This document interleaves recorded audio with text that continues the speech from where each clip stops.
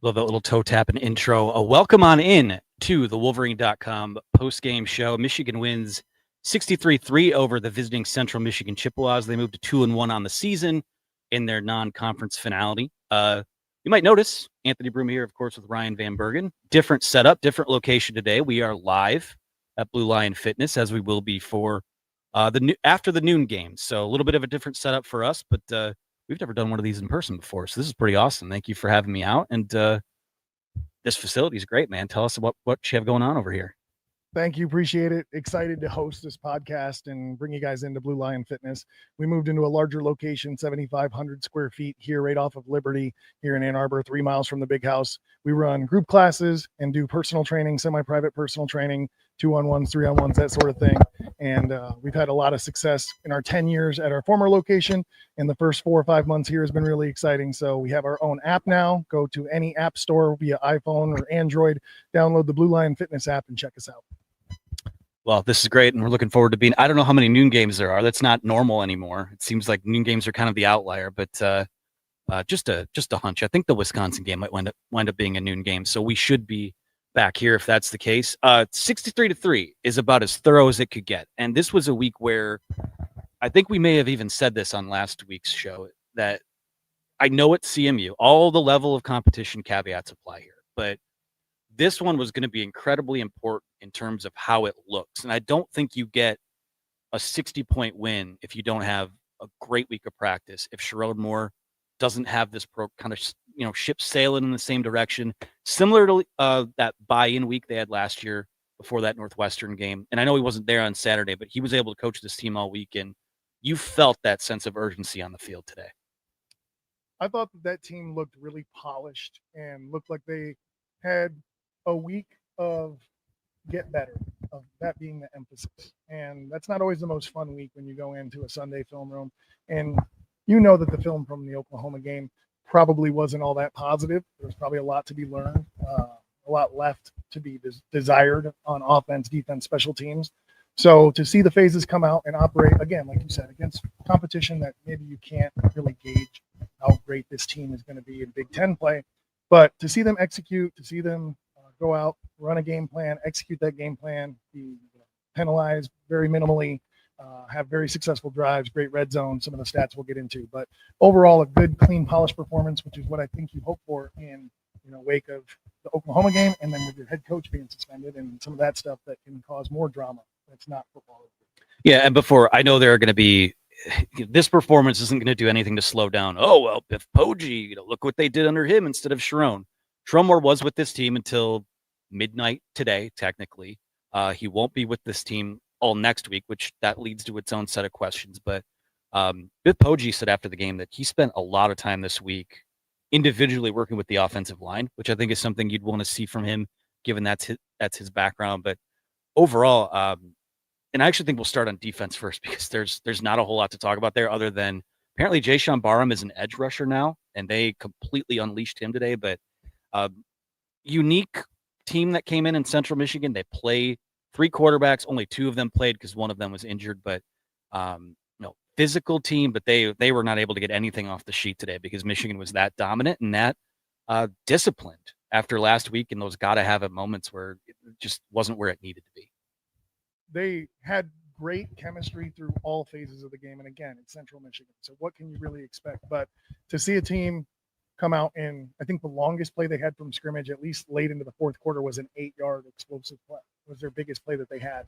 After giving up so many big plays on the big stage last week against Oklahoma, I think coming out and closing, snuffing, putting the wet blanket on a Central offense is what you wanted to see happen. And you saw that and a little more. I love Jayshon Barham on the edge. I love him as a pass rusher. He might be our best pass rusher next to Derek Moore. But in general, he's a guy that you should have to game plan around offensively and have to account for in your pass protections. And I think he's going to be someone going forward that a lot of teams are going to slide to him, move to him, and now you can kind of use that as a chess piece if you're Wink Martindale for what you want to do with your defense from here forward. Yeah, you go through the box score here. 139 yards of total offense. CMU passed the ball. They were 11 for 20 for 60 yards and interception. Running the football, which is what this team and this program wants to do under their new head coach. 33 carries, 79 yards, no touchdowns, 2.4 yards per carry. I mean, that's that's as dominating and as thorough a performance as you could have asked for. They had the one field goal drive. Going a little deeper into the box score here. 5 3-and-outs forced by the Michigan defense. There wasn't a whole lot of oxygen there. That New Mexico team they played a couple weeks ago, probably better than Central Michigan. And certainly you saw what they did to UCLA last night.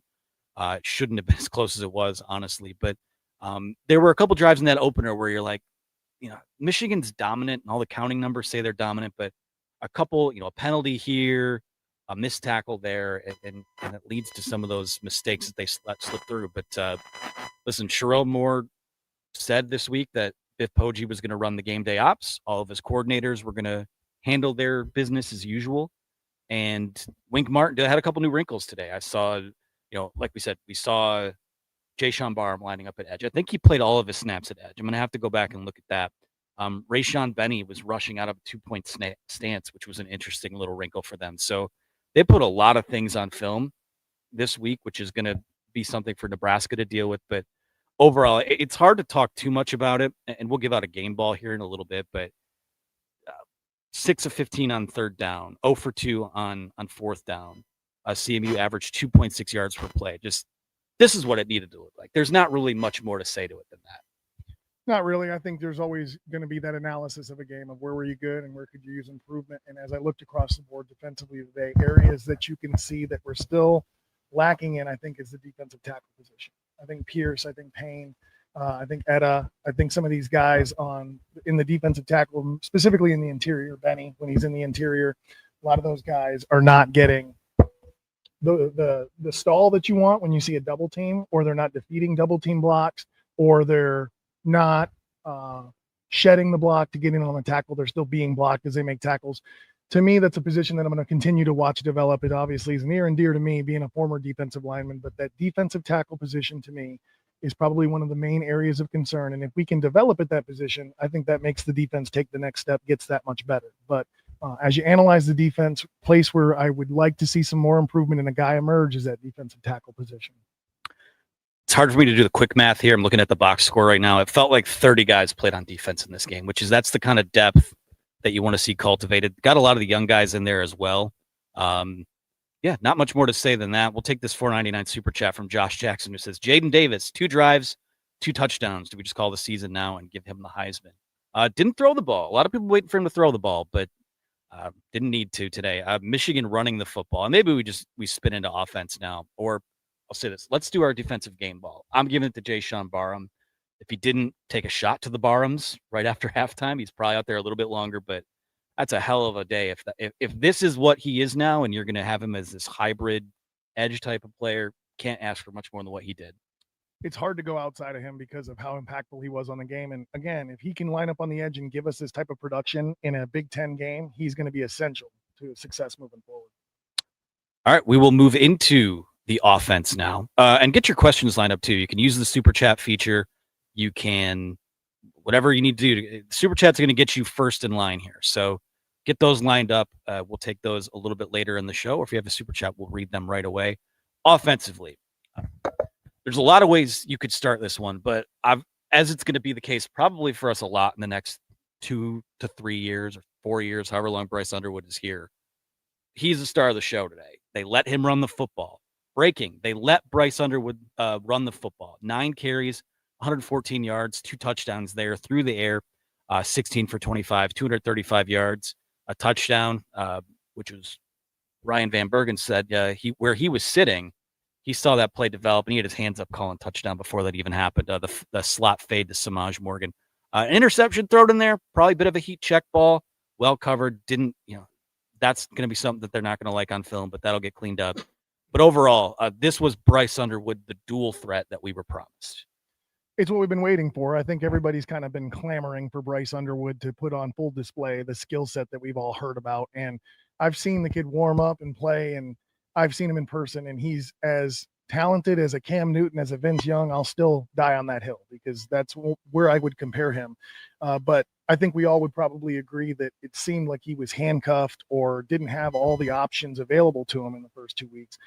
It's also seemed like, I think the first play of the game today was a long ball instead of taking a shot. I think that Chip Lindsey definitely made it part of the game plan to push the ball down the field against Central, see what this kid can do, making reads. And to his credit, yeah, he ran the ball, but I think some of his best runs were when he went into the pocket, saw a read that wasn't there, pulled the ball down, got escaped, and then got out of bounds. A lot of good decision making aside from that interception that you don't normally see from a freshman quarterback. And again, it is Central, but it's encouraging that he was able to distribute the ball. I don't know how many different guys caught balls today, but we had so many guys catch the balls and get involved. Nice to see some of the different receivers. Maybe that position develops a little bit. Nice to see some other guys getting involved there. But overall, just the management of the game and being consistent throughout, the 3 quarters he got to play. I think you're just going to see him continue to get better and better as long as he makes good decisions. Yeah, and this was a CMU pass defense too that I think it allowed like 648 yards through the air in their first 2 games. So this was a matchup that was ripe for getting those types of plays going, but you have to execute them too. And this was, they didn't have the license to throw the ball down the field last week. He didn't have the license to run the football or make plays on the run. And that's where, again, it was so important for them to put that on film, because even if that's not the quarterback run, even if it's not as much in the game plan next week, Nebraska is going to spend a week preparing for that. And they're going to have to defend every level of the field of what he's able to do. So Underwood, again, it's CMU. I get that. Everyone's going to say in the comments, everyone's going to say on the message boards, relax, it's CMU. But if they hadn't executed it today, people would have asked, well, what happened? It's CMU. So the fact that you're able to get that done, a couple drops again, you don't like to see that, but finally a bit uncorked and throwing the ball down the field and making some of those plays that he showed just down the road at Belleville High School. Another guy that I thought flashed today, it was only a couple of plays, but Andrew Marsh, the freshman wide receiver, had a little bit of a rough start to the year. He fumbled on that kickoff. He missed a touchdown. Both those things in the opener. If he turns around and looks for the football, that's a touchdown. 2 touches today at a 30-yard reception and a 23-yard run on a reverse. Michigan's run game in general today, 55 carries, 381 yards, 8 touchdowns.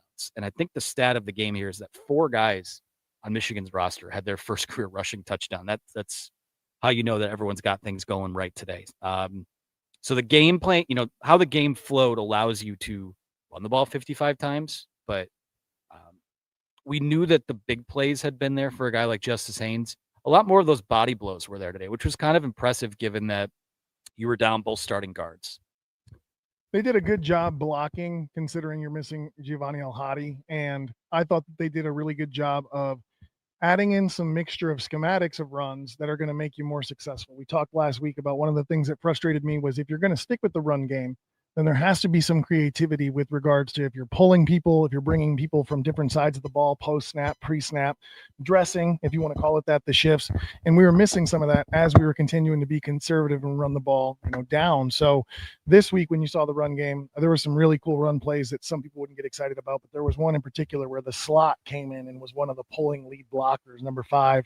Sorry, doesn't play a ton, and I don't have my computer in front of me, but it's a cool schematic wrinkle that if you're defending the run, you've got to get prepared for. And I'm all for the smash football. I'm never going to say that's not a good brand, that we shouldn't stick to our identity there. But if you are going to be that, you have to still be creative with your game plan. And I think you saw some of that today. And I don't necessarily know you need it for Central, but it's important that you, like you said, with Bryce Underwood scrambling, to have it on film to make future opponents have to prepare for that. Does it seem like now it's sort of shifted toward, for years this has been run the ball, and then we'll take advantage of play action off that. Now, kind of seems like with some of those quick passes, the rhythm plays that they've dialed up for Bryce Underwood, you're kind of now passing the ball to set up the run and using some of those quick passes to supplement it too.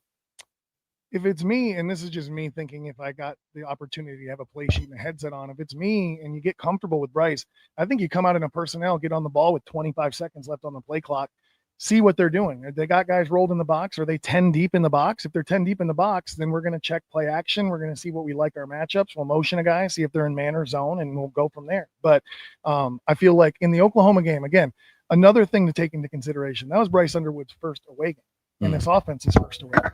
At home, where they have the opportunity to make their checks and make sure their communication is clear, think they're a lot better team execution-wise. And yes, that's going to be the case team to team, but I think you're going to see a bigger drop-off when you have a freshman leading a team in an away venue versus a senior quarterback or someone who's been a veteran and been around it. So I'm super excited about how they're going to continue to develop as a team, and the run game complementing the pass game complementing the run game.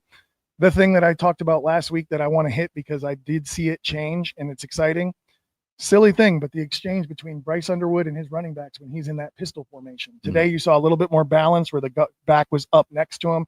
If he did do that reverse pivot move, it was done a lot crisper, a lot cleaner, a lot faster, got his head around, ID to his receiver. So I just felt like it was a very complementary offense, the passing game to the running game, and then even the slots and receivers getting involved in both. I think we talked about this last week, and Sherrone Moore and really Chip Lindsey pretty much admitted it this week that they went into that Oklahoma game feeling like the way that they played it was how it was going to be for them to win. That was predetermined. Now, it was disappointing to not see them move off of that throughout the game, but also a very good Oklahoma team. Give them credit there. But the question that people are going to have coming out of this is, what was the difference? Like, what's the difference between a game like last week and then a performance like this? And how do you apply it to next week? Because, Nebraska's not going to let you take these shots down the field. Nebraska's probably not going to let Bryce run the way that he did. So in your mind, like, what can you pull from a game like this against it? Listen, Nebraska played Akron last week, and today they're playing Houston Christian. So there's not a whole lot that maybe we can pull from their blowout wins the last couple of weeks either. But when you have a game like this against an opponent that you completely outclass in every way, how does that apply to a game like Nebraska and a second road start for Bryce Underwood?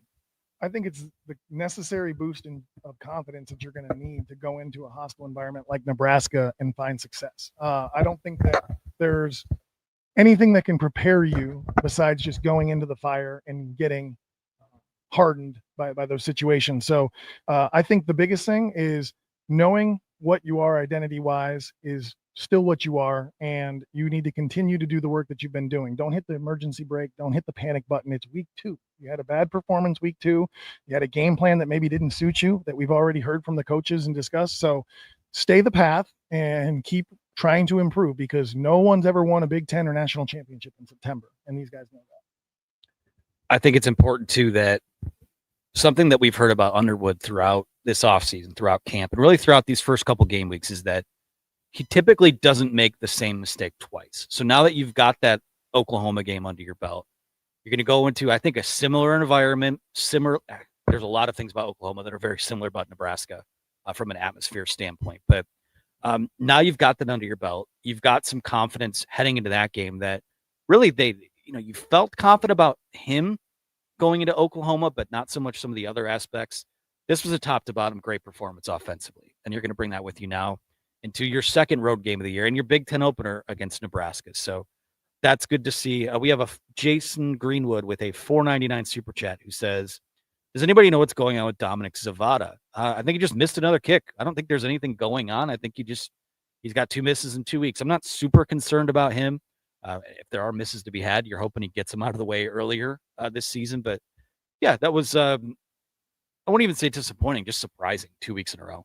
It is something that we've talked about before in years previous, that we've been spoiled with our special teams as of late because they've been so solid and so consistent. But I would also say that, for what it's worth, that miss was a narrow miss. It wasn't a badly hit ball. Operationally, we've been good on field goal. So I have no concerns for him moving forward. He's still one of the best in the Big Ten, and everybody misses him every now and again. Yep. So thank you, Jason, for that question. Other offensive notes, like we talked about earlier, Michigan was down a couple offensive linemen today. Gio El-Hadi, we saw him leave the Oklahoma game. Brady Norton was banged up in practice this week. So your starting guards today were Nathan Foby and Jake Guarnera. Guarnera in particular, number 53. I didn't notice it, which is a lot of the times the best compliment you can give an offensive lineman. What did you make of the Lions' performance today compared to the first 2 weeks? I always know what's number 53. First and foremost. So I noticed him right away. And I thought he played well. I mean, I think Andrew Norton's probably been one of the ones, I don't look at the grade sheets all the time, but is probably graded out lower in the first couple of weeks than some of the other offensive linemen. That's a position at right guard that I feel like is unsure amongst our Michigan offensive line.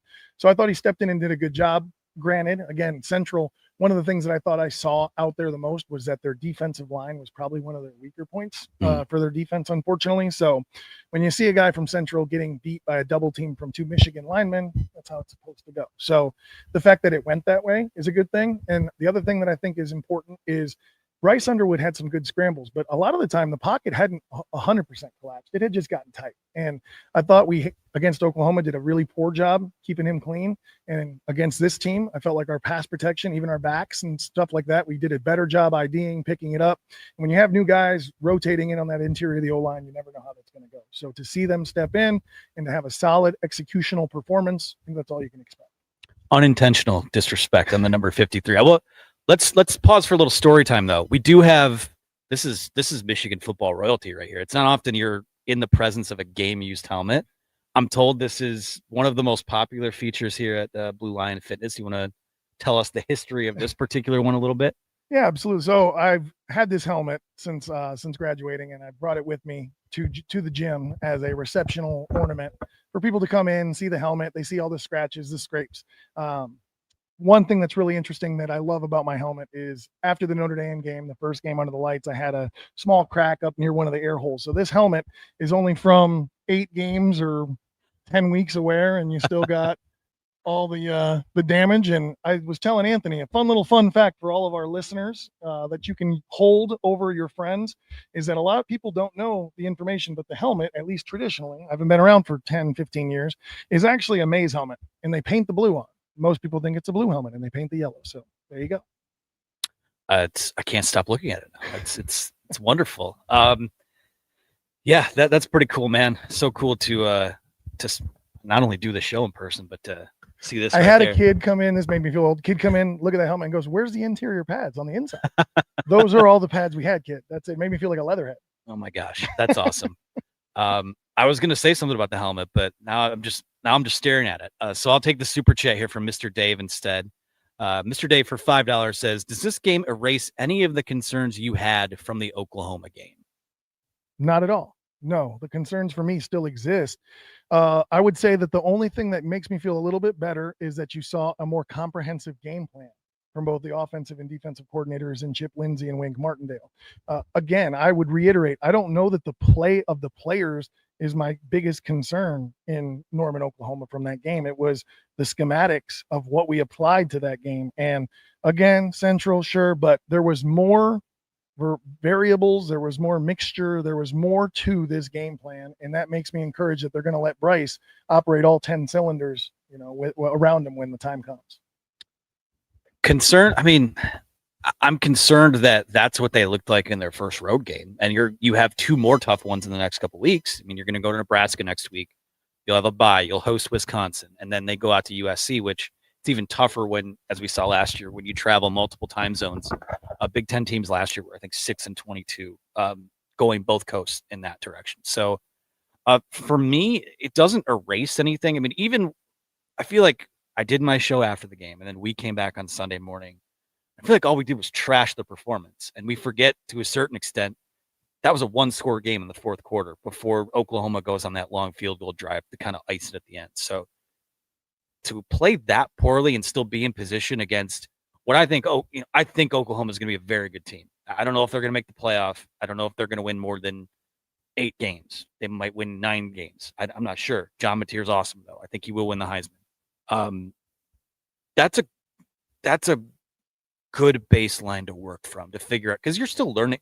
This staff is very much still learning what the identity of this team is on both sides of the ball. It's not super dissimilar to what we saw last year, where Texas in week 2, that was drinking from the fire hose. That was just too much too soon with all the new things they had. So does it erase the concerns? No, because Michigan still only has 1 true road win under Sherrone Moore. It'll be under Biff Poggi and the coordinators next week. But outside of that Ohio State game last year, this team hasn't won a true road game, which that's the biggest one they've played, but they still haven't won one. So doesn't erase the concerns. I feel better about the defense, and quite frankly, feel better about the quarterback too, and his ability to do the things that we think he can do. So doesn't erase the Oklahoma game, but with the 12-team playoff, and given that it's a non-conference game, a lot more wiggle room than a typical Michigan team would have before this. So not super concerned about any of that.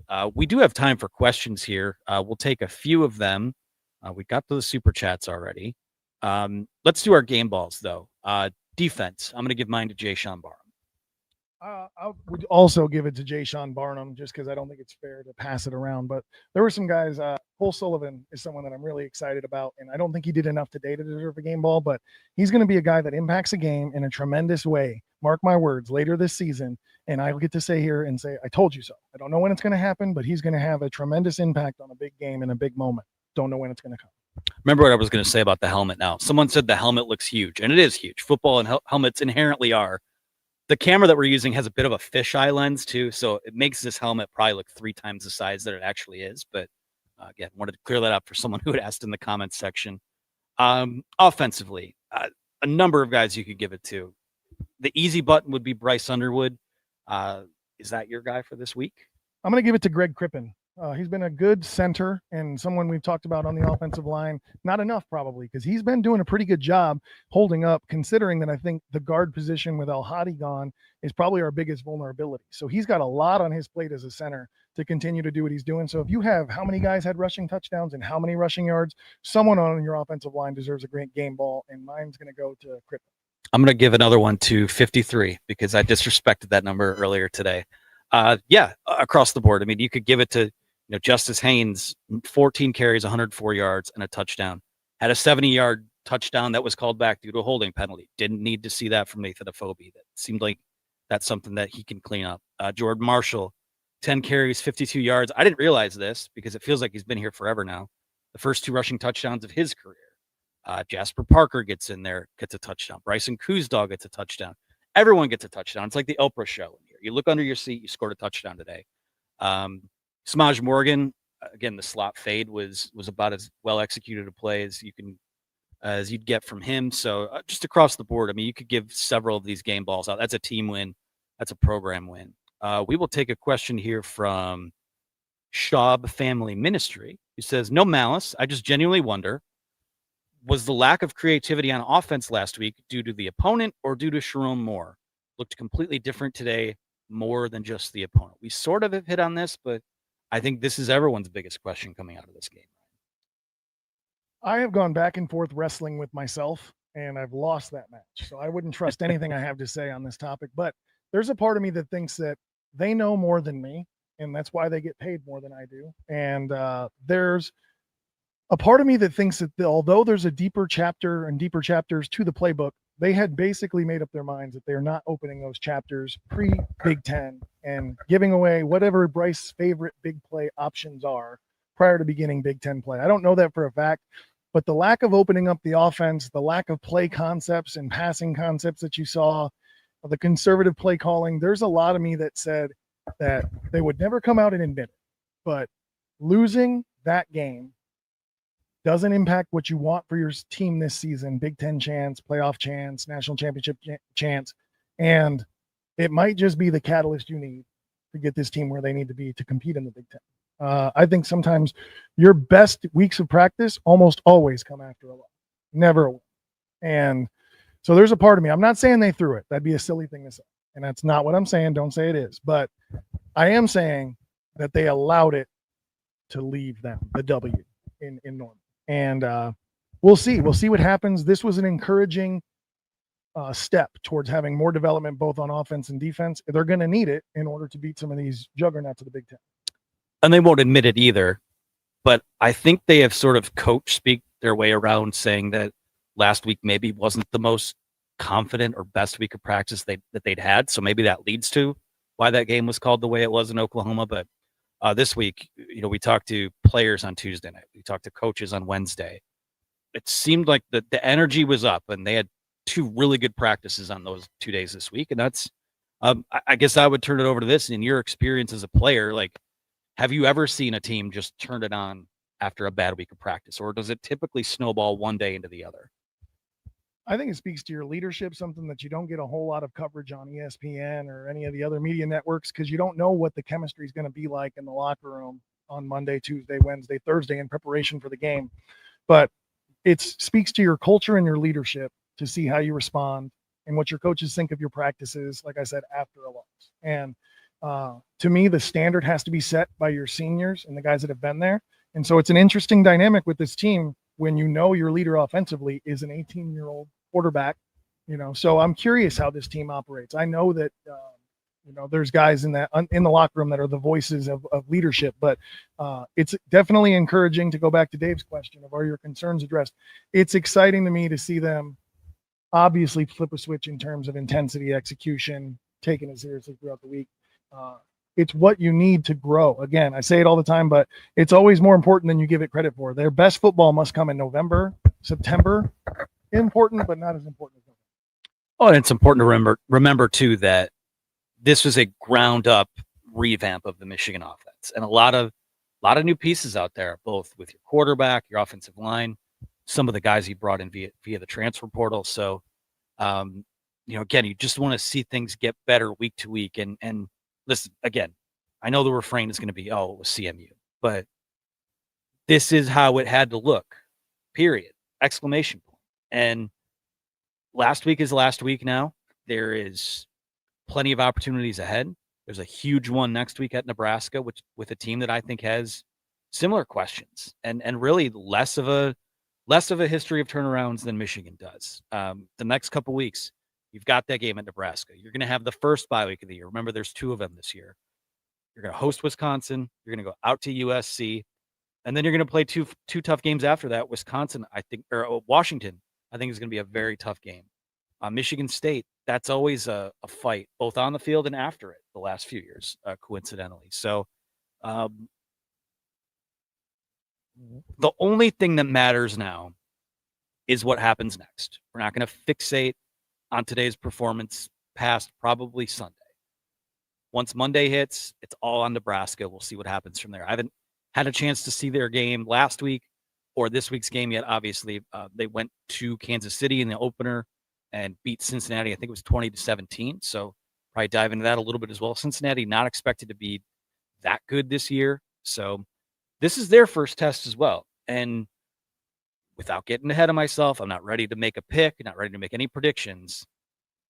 I think coming off the last 2 weeks of football that Michigan has had, especially with that trip that they had to Oklahoma, I think they will be ready. Sherrone more or not, and it will be not. The Biff Poggi will lead the team next Saturday. I like how this game has a chance to snowball into next week. I'll just leave it at that. What's Michigan's record with an interim head coach? God, it feels like all they do is win when they're head coach.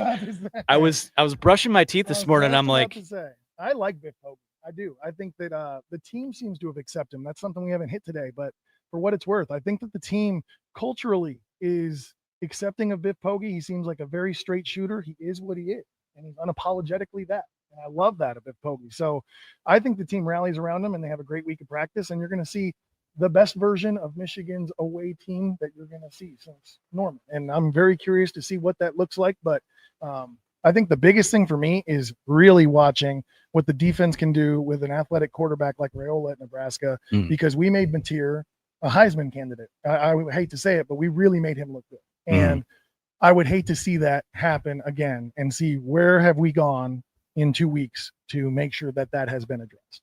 Absolutely. I was about to say, I was brushing my teeth this morning. I was like counting, like this is the 6th interim head coach Michigan's had in the last 3 years.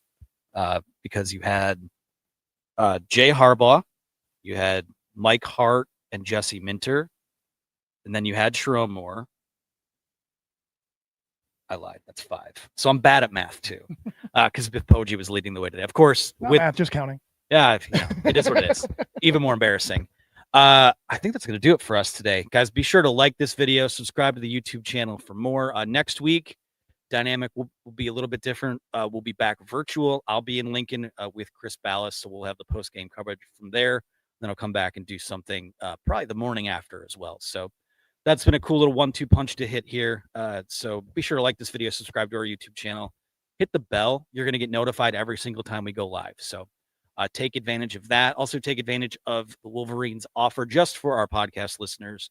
It's 2 months of access to our site for $1 using the promo code UM1. That's promo code UM1 for 2 months of access for $1. So For my co-host Ryan Van Bergen, here from Blue Lion Fitness, for our producer Megan behind the scenes, I'm Anthony Broome. Michigan wins 63-3 over the Central Michigan Chippewas.